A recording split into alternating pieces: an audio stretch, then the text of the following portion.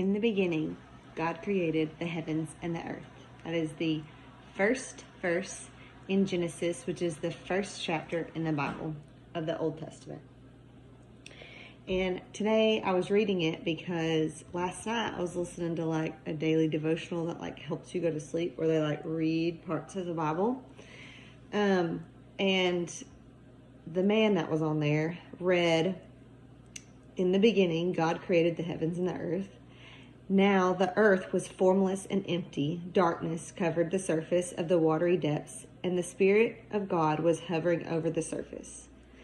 And he said, just close your eyes and picture complete darkness.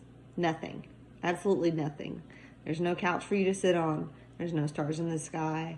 There's nothing. It's completely blank. It's a blank, dark place. Okay?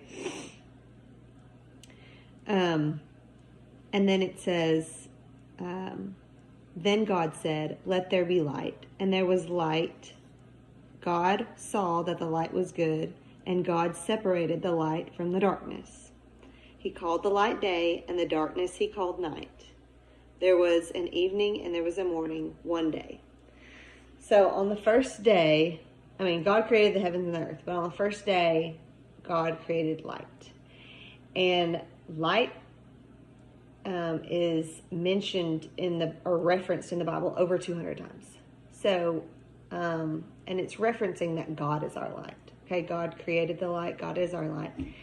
And he said that it was good. But not only is God our light, but we as people need light here to see, for our plants, agriculture, for everything to grow, for it's like different seasons that happen with different amounts of light that we get. And even like the moon gives us light. So it's not just the sun. But I have pulled out some of my favorite references of light. Some of them anyways. And so I have 2 Samuel 23 verse 4. And it says, he's talking about God, he dawns on them like morning light, like the sun shining forth on a cloudless morning, like rain that makes grass to sprout from the earth. And that's what I'm talking about, kind of like the earth, the things that, God created everything, and he is our light. And so he's shining forth and making us grow. And then Psalm 18:28, it says, "For it is you who light my lamp. The Lord my God lightens my darkness." And I know there's somewhere too that's like, he's a lamp to my feet and a light to my path. Psalm 36:9 says, "For with you is the fountain of life. In your light do we see light." So in your light do we see light. And then these were longer, so I didn't write them down.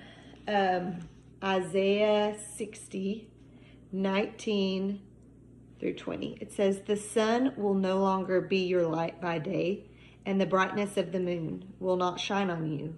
The Lord will be your everlasting light, and your God will be your splendor. Your sun will no longer set, and your moon will no longer fade.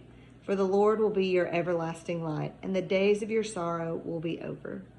God is our light, and if we rely on him, then, we're good, right? He created everything in this earth. He's our Alpha and Omega, our Heavenly Father, and he loves us, and he forgives us, and he's a merciful God. And all these verses that I'm pulling out are just, they're so good. And then next, the last two that I'm going to read to you are in Matthew. And in Matthew chapter 5, verse 14, it says, "You are the light of the world. A city situated on a hill cannot be hidden. No one lights a lamp and puts it under a basket, but rather on a lampstand, and gives light for all who are in the house. In the same way, let your light shine before others, so that they may see your good works and give glory to your Father in heaven." And then Matthew 6, and we're in verse 22 through 23. And it says, the eye is the lamp of the body. If your eye is healthy, your whole body will be full of light. But if your eye is bad, your whole body will be full of darkness. So if the light within you is darkness, how deep is that darkness? And then also something to remember, in John chapter 8, it says, Jesus said, I am the light of the world. And he came and died on the cross to save our lives. And he is our light, and something that we should follow and desire to get to know more. I mean, what is a life without Jesus? There is no life.